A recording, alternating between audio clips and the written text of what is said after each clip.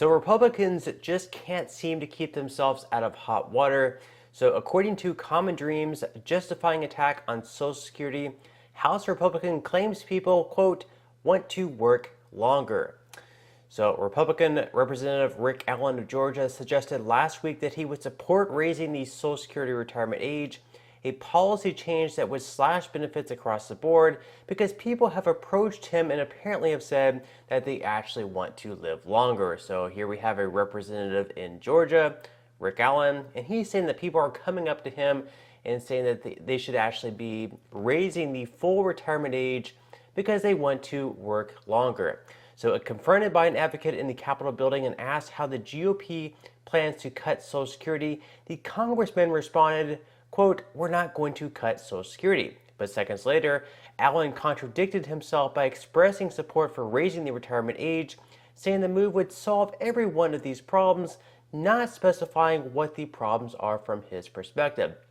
So we're going to watch this video where a reporter is confronting Rick Allen, what he has to say. People are actually apparently coming up to him saying, hey, we should raise the age because I want to work longer. And he's saying, well, you know what, maybe if we do raise the age, this will give people an incentive to work longer. It can also raise their wealth as well. So it's going to be about a 33-second clip, and I will come back and talk about that later on.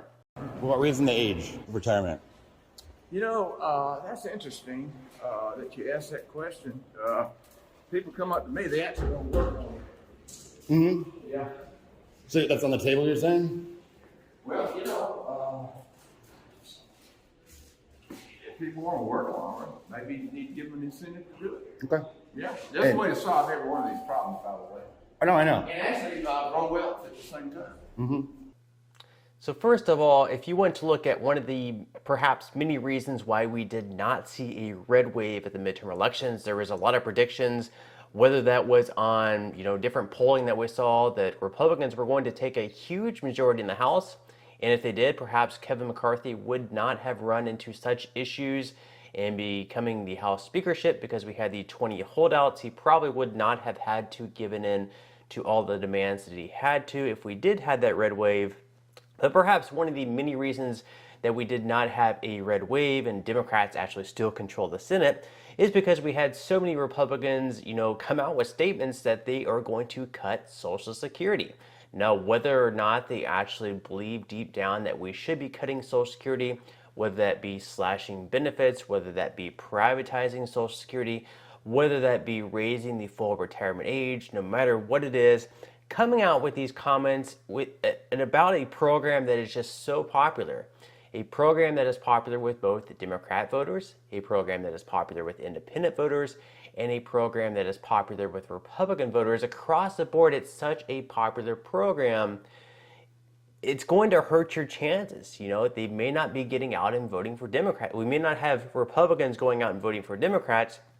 But if we have Republican lawmakers coming out saying, I'm going to cut your benefits or raise your full retirement age, what incentive does that give someone who's really looking forward to receiving Social Security benefits to get out and vote? If I'm someone who's going to be eligible for full retirement benefits in just a few years, and I have a representative in my district coming out and clearly saying that he's all for raising the full retirement age for another, let's say, 3 or 4 years, and I'm very desperate to start receiving these benefits, it's not going to give me too much of an incentive to go out and vote for him. Maybe if I'm a Republican voter, I'm not going to go out and vote for a Democrat, but maybe I'm just going to stay home and not vote at all. Or maybe I'm going to go out and vote for, maybe the Libertarian or the Independent or just another person, because I'm not going to vote for someone who's going to make my life harder for me. If I have a bad back or something like that, and showing up to work every single day is getting harder and harder, and I have someone who's going to say, you have to continue working for another few years to receive your full retirement benefit. Otherwise, you'll have to take it early and receive a benefit cut of, let's say, like 32% for taking your Social Security early. That's quite ridiculous. Now, another statement here that we have this representative of Georgia saying is that it would give someone an incentive to work later, or that he has people coming up to him saying that they need to raise the full retirement age because they want to work longer. I mean, that's ridiculous on multiple levels. For one, I highly doubt he's had anyone come up to him and say that they should be raising the full retirement age because they want to work longer. I mean, who wants to work longer for one? Maybe if you do want to work longer, it's because you just want to keep yourself busy, or you really love what you do, or perhaps you need to supplement your Social Security income. But no one actually came up to him, let's be real, no one actually came up to him and said, I want to receive my Social Security later because I want to work longer. No one actually said that. That's ridiculous on all levels. And another thing is, yes, once you receive your Social Security, if you want to, yes, you can work longer. Just because you're receiving Social Security benefits does not mean that you actually have to retire. A lot of people do actually continue working after they receive Social Security benefits, because these benefits that you receive on average, I believe it's around $1,800 per month for Social Security retirement benefits. That's not going to be enough if that's all you're receiving. So perhaps, yes, you do have to go out and get another job and supplement your Social Security income, or perhaps you have to support other family members, or maybe what you're receiving or what you have right now in your bank account is enough, but you just want to stay busy, you want to keep your mind busy, and you just want to get out of the house. Let's say maybe on a part-time basis. Yes, you can continue working, but the notion that we have to raise the full retirement age for Social Security beneficiaries, for people who have been looking forward to finally receiving these benefits that they paid into the system all these years, that they need to raise that age just because you want to keep working longer, is just ridiculous. Now, there is a shortfall right now in the Social Security Trust Fund, where they're saying like in the next 10 to 12 years, by let's say like 2034, 2035, that we could be at a point where they're only able to pay out a fraction of the benefits if we don't find a way to better fund the program. So that could, one way they've talked about doing that is by making it so people who earn over $400,000 per year pay that Social Security tax, which is 6.2 to 12.4%, depending whether or not you're an employee or you're self-employed or you have your own business. Another way they've talked about doing this is for Republicans. Once again, they talked about raising the full retirement age, where you'd have to wait longer to receive your benefits, and if you decide to take them early, again, you would be taking like a pay cut of around 8% per year. Now, what I find very ridiculous is a lot of the wasteful spending that we have, year in and year out. I made one video about the wasteful spending that we had in that omnibus spending bill for 2023.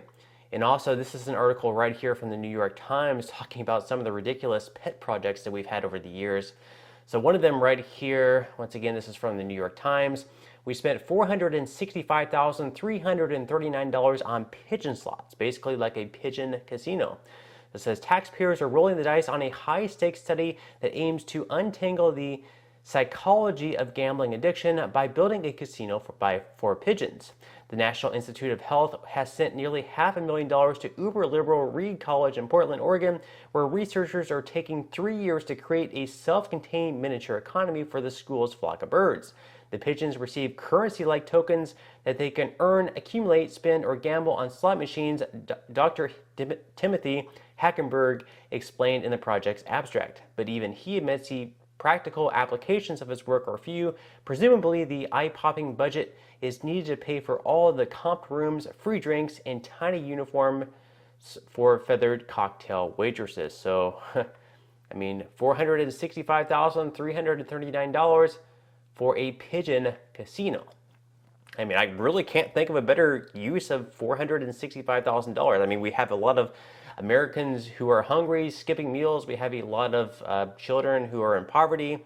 But yeah, that's instead of using this money to help families out, to help children out, to help other causes, that just, use that money for casinos for pigeons. I really can't think of a better use of that money than that. Also, we spent $477,121 on transgendered monkeys. So, in addition to that, we've given out $14 million to stars via the Paycheck Protection Program. So the rich got richer during the COVID pandemic thanks to Uncle Sam. Bold-faced names like Kanye West Robert Redford and Francis Ford Coppola collected big bucks in 2020 from the COVID relief Paycheck Protection Program. West, who now has a net worth of about $6.6 billion, received $2.4 million for Yeezy LLC, his famous sneaker company, which has valued at $2.9 billion at the time.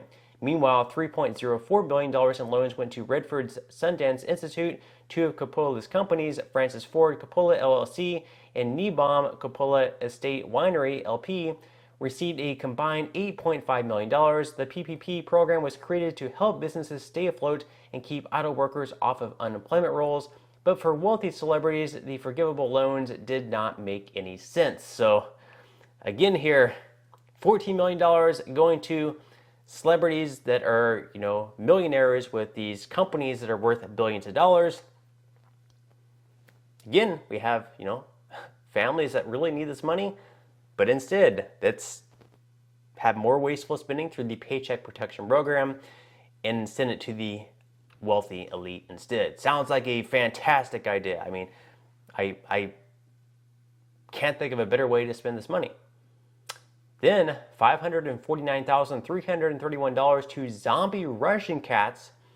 Grisly experiments in a Russian lab turned cute kitties into electrically controlled zombies with the help of the U.S. government. Researchers at the Pavlov Institute of Physiology in St. Petersburg, Russia, were paid by the U.S. National Institute of Health to disintegrate 18 healthy cats, severing their brain stems to prevent movement while keeping them alive. The ghoulish scientists then used electrical charges to make the cats walk on treadmills, transforming them into the walking kitty dead. So $549,000 sent to Russia to perform these inhumane experiments on cats.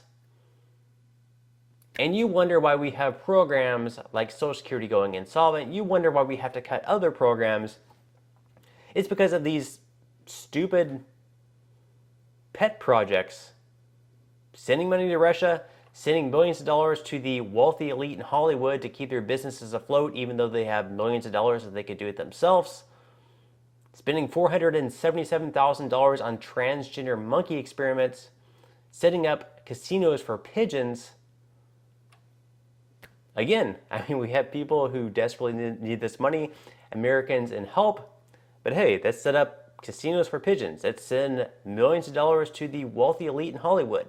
Sounds like an excellent idea. So on that note, I'm going to go ahead and wrap up this video. If you enjoyed the content in today's video and you would like to see more like it, make sure to give this video a like, subscribe to my channel if you have not already, and I will see you in the next video.